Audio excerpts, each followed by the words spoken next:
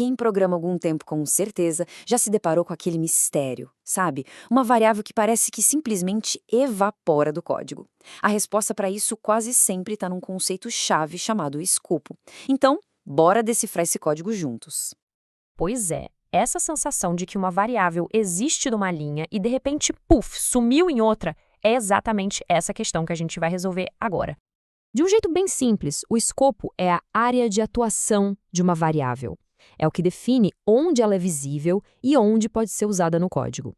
Dá para pensar que são como as fronteiras de um país por uma determinada lei. Ela só vale ali dentro.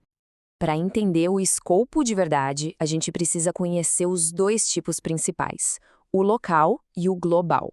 A diferença entre eles é gigantesca e muda completamente a forma como a gente escreve programas mais seguros e mais organizados. Olha, a divisão aqui é muito clara. As variáveis locais são como os segredos particulares de uma função. Nenhuma outra parte do código nem sabe que elas existem. Em contrapartida, as variáveis globais são públicas, sabe? Anunciadas para todo o programa ver e, o mais importante, para todo o programa poder modificar.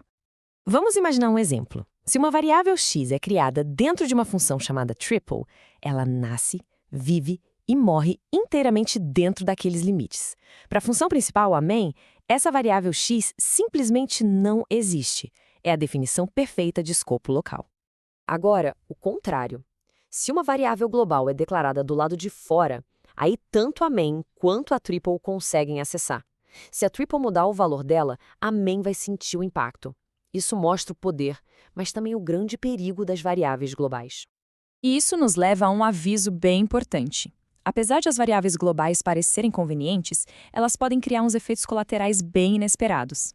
Uma função pode acabar alterando um valor que outra função dependia, e isso causa bugs que, olha, são difíceis de rastrear. Certo. Mas se as variáveis locais são tão privadas, como é que uma função consegue usar o valor de outra? A resposta está num mecanismo fundamental chamado passagem por valor. É o segredo por trás da comunicação segura entre as funções. A palavra-chave aqui é que define tudo é cópia. Isso é fundamental. A função que recebe um dado não trabalha com a original. Ela trabalha com um clone, uma cópia totalmente independente que depois pode ser descartada. O processo é o seguinte: a função main tem lá a sua variável. Quando ela chama a triple, ela não envia a variável em si, mas uma fotocópia do valor dela. A triple pode rabiscar, pode mudar essa fotocópia o quanto quiser, a variável original lá na main continua intacta. Isso ilustra perfeitamente o resultado. Nesse código, a chamada para a função triple parece que não fez nada, e na prática não fez mesmo, pelo menos não na variável original.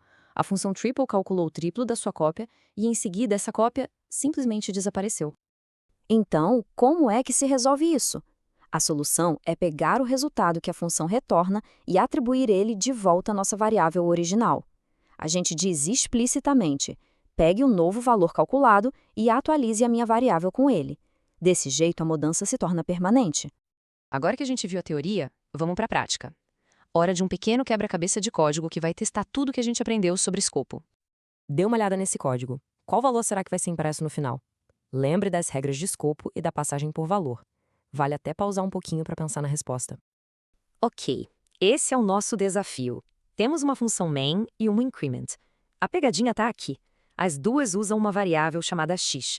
Mas a pergunta é: será que estamos falando da mesma variável? Vamos analisar isso com calma. Primeiro, o x dentro da main é uma variável local, pertence só à main. Para ficar bem claro, vamos visualizar ela em vermelho. Ela começa com o valor 1. Agora, a segunda pista. Quando a main chama increment x, ela passa uma cópia do valor de x. A função increments recebe essa cópia e também a chama de x, mas é um x totalmente diferente, o x azul.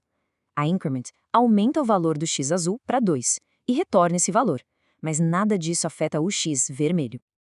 Então, o que é impresso? É o valor que a função increment retorna, que é 2. É importante reparar que a main imprime o resultado da chamada da função e não o valor da sua própria variável x vermelha, que nunca foi alterada. Por isso, a resposta correta é 2.